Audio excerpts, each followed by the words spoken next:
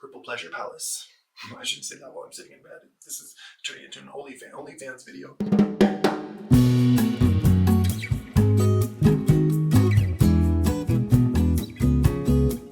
Hi, and welcome to my channel. My name is Aaron, aka Visionaaron. Welcome to my purple paradise. It's been a labor of love trying to finish painting my purple place of sleep.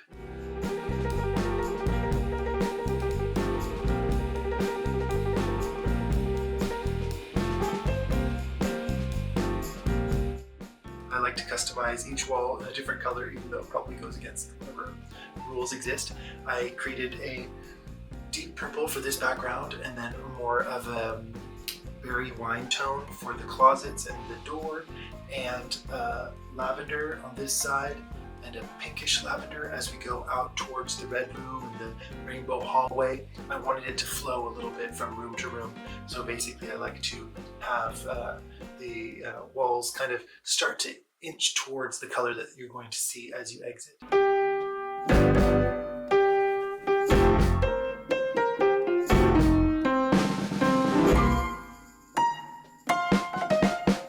Alright, so we've painted this wall deep purple, which is what I wanted. I made it a little bit warmer and deeper than it was before. I had tried a bit more bluish, kind of violet purple before, but this is a little bit more warm, deep, and enveloping.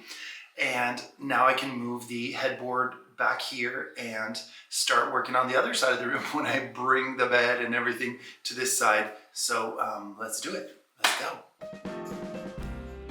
I had to sand down these laminate closet doors, and I didn't want to have to take them off and bring them all outside to spray them, etc. I was just going to hand paint them, but I wanted to make sure that I sanded them down and primed them so that it would stick, and I used a pretty good kind of satinish enamel that I mixed up myself using lots of different colors to get this nice warm deep shade that recedes behind me and that can wear and tear when you touch it every day.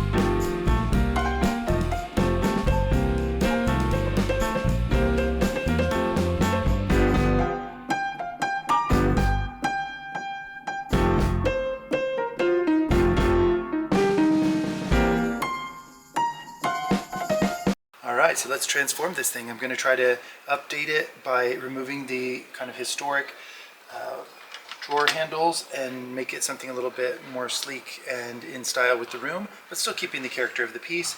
I'm going to sand it all down, and I need to sand a little extra to make some space for the paint that I put on top. Because when you put paint on top, it makes everything, the gaps between all the drawers and stuff gets a little bit less. So you kind of have to do a little extra sanding just so that the drawers can pull in and out okay. So we're going to, I don't know if I'm going to paint the inside. A lot of times people just leave the inside being the natural wood. I might do that. I'll see what I'm feeling at the moment. Or maybe I just paint these. I don't know. Okay, so let's get these poles removed. I'll take off the marble top and we can start sanding and removing handles. Now let's tackle this cute little chest of drawers. I know some people hate when people paint wood furniture, but I found a ton of these on online sites, etc. in my area. So I know that there are enough out there that aren't painted, and if somebody really wanted to, they could strip this down and stain it again. But because it's going to be in my life and I'm going to appreciate it, all the curved goodness that it allows when you kind of have it as a throughway pass-through area, that it just allows me to keep little things and a nice little surface area to keep stuff if I want to do my makeup before I go out, or if I just want to put down kind of little objects that I just throw somewhere before I go in this sack. Bubblicious, berrylicious, Purple Pleasure Palace. There's a lot of different names you could give to this room, but I'm going to call it my Purple Pie Hole. I'm just kidding. Oh, it makes me think of the Purple Pie Man. Do you guys know the Purple Pie Man from Strawberry Shortcake? Let's get an image of him up here, because I think there was something fruity about the Purple Pie Man in Strawberry Shortcake, if you know what I mean. I love making the purple coat rack to hang behind the door, where I put on tons of these hooks that I got from IKEA that are gray, which tie into the other little bit of gray elements in the room. I was able to paint it the same color as this back wall, so it repeats in another place in the room. And it just provides so many hooks that if I want to, I can just load it with jackets, sweatshirts, kimonos, or whatever, and then it kind of gets hidden behind the door when you open. But it allows me to store a lot of things there. And because I do have a lot of clothes, I do like to have a lot of storage spaces. Speaking of clothes, another thing that I have done for my house is keeping in this rainbow theme, and the fact that I have more clothes than an average human does, it's that I keep my clothes color coded with the rooms in the house. So in the purple room, I have purple clothes. In the blue room, I have blue clothes. In the red room, red clothes. Orange room, orange clothes. Actually, the orange room is one of the orange rooms on the upper floor is actually my closet. So it's my walk-in closet. So I actually have a lot more colors other than orange and burnt orange and those kind of colors in there. But I do have a lot of those in there.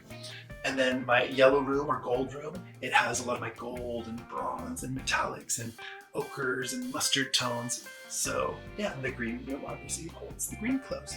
So we're going through the whole rainbow, and my clothes are stored in closets in each room that are color coordinated. So instead of just having a walk-in closet, it's like my house is a walk-in closet where every room holds clothes to be able to find them a little bit more easily based on their colors. I hope there's something that you're enjoying in this video, and if so, I could really appreciate one of those likes down below because I want this video to get out to more people. I am putting a lot of effort into these videos to share my creativity and adventures with people, but you can help me do that by doing a little like and a little comment, and make sure you're subscribed because I'm going to be sharing all sorts of colorful adventures around the world and in fashion and style and art and beauty, and just trying to spread that Technicolor lifestyle anywhere I go.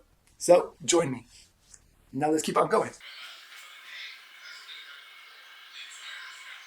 I have to still buy the mirror that's going to go here. It's about 1 meter diameter, or maybe 110. And then I'll just cover up these holes. I don't think I can use these holes again, but I'll fill them in afterwards, and hopefully it will be covered. But this and this I want to cover. This and this I want to cover.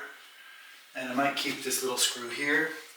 Oh, and I want to pull out any of the old nails on the back wall because I'm going to repaint that too. So this is the white frame, and I think I want to get the black frame because we have other ones that have a black to it. So I feel like black is better. But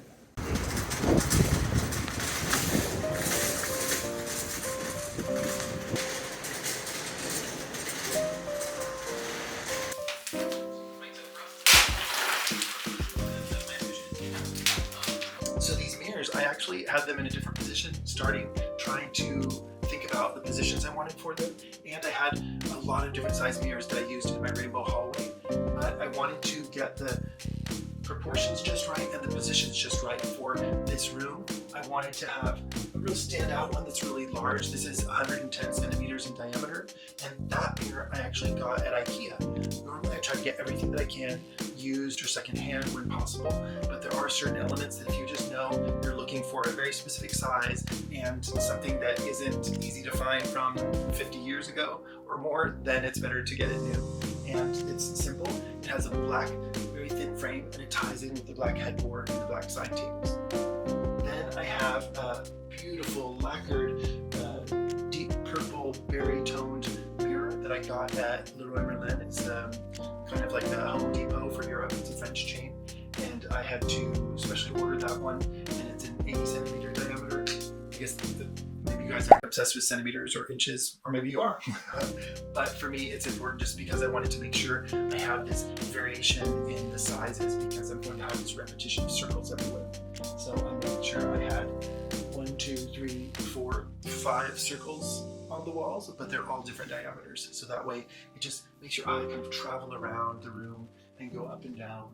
And yeah, so variation. And I guess my maximalism just shows in the kind of over-the-top repetition and use of mirrors and in circles.